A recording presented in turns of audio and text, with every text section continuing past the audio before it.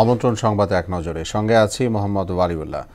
বিশ্ব ইজতেমার প্রথম পর্বের দ্বিতীয় ধাপে আখেরি মোনাজাত শুরু হবে কিছুক্ষণের মধ্যে। ভোর থেকে গাজীপুরের ঢাকা ময়মনসিংহ সড়ক, কামারপাড়া সড়ক, আশুলিয়া বেড়িবাঁধ স্টেশন রোড, টঙ্গী ভৈরব সড়ক সহ টঙ্গীর তুরাগ তীরে ইজতেমা ময়দানমুখী মুসল্লিদের জোয়ার নামে। মোনাজাত পরিচালনায় আছেন মাওলানা জুবায়ের আহমেদ।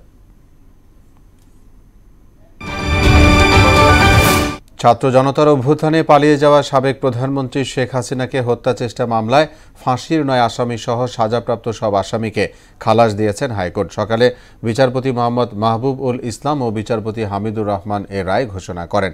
বিরোধী দলীয় নেত্রী থাকাকালে শেখ হাসিনার পথসভায় বোমা হামলার অভিযোগে মামলা হয়। গাজীপুরের কালীগঞ্জে সবজি বোঝাই পিকআপ নিয়ন্ত্রণ হারিয়ে খালে পড়ে ৩ জন নিহত হয়েছেন। সকাল ৬টার দিকে কালীগঞ্জ উপজেলার মৈশার এলাকায় এ দুর্ঘটনা ঘটে। পুলিশ ও স্থানীয়রা জানায়, কাঁচামাল বোঝাইকৃত পিকআপটি সিলেট থেকে গাজীপুর আসছিল।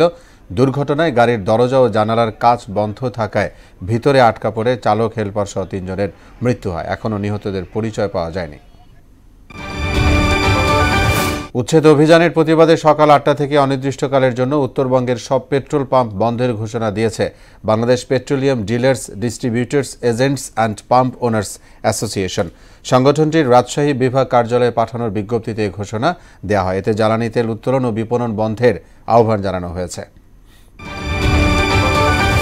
ফিলিস্তিনের অবরুদ্ধ গাজা ভূখণ্ড দখল করার ঘোষণা দিয়েছেন মার্কিন প্রেসিডেন্ট ডোনাল্ড ট্রাম্প। ওয়াশিংটনে নিজ কার্যালয় ওভাল অফিসে এক সংবাদ সম্মেলনে তিনি বলেন, দখলের পর গাজা উপত্যকার মালিক হবে যুক্তরাষ্ট্র।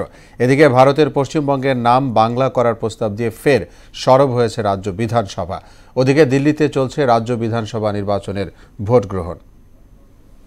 সুইডেনের একটি স্কুলে গুলিবর্ষণের ঘটনায় 10 জন নিহত হয়েছে, আহত হয়েছে অন্তত 5 জন। হতাহতের সংখ্যা ক্রমেই বাড়ছে বলে জানিয়েছে পুলিশ। নিহতদের মধ্যে হামলাকারীও আছে বলে ধারণা পুলিশের। মঙ্গলবার বিকেলে রাজধানীর স্টকহোম থেকে 200 কিলোমিটার পশ্চিমে ওরেব্রোর রিস বার্গাস্কা স্কুলে ঘটনা ঘটে। দ্বিতীয় কোয়ালিফায়ারে সন্ধ্যা 6:30টায় মিরপুরে মুখোমুখি হবে খুলনা টাইগার্স ও চিটাগং কিংস। প্লে অফের প্রথম কোয়ালিফায়ারে বরিশালের কাছে হেরে শেষ সুযোগ চিটাগংয়ের সামনে, যদিও ঢাকার মাটিতে খুলনার সঙ্গে তাদের পরিসংখ্যান তেমন সুখকর নয়। অন্যদিকে এলিমিনেটরে রংপুরকে কাঁদিয়ে আত্মবিশ্বাসী খুলনা এখন ফাইনালে বরিশালের প্রতিপক্ষ হতে মরিয়া তারা। এ ছিল সংবাদ এক নজরে।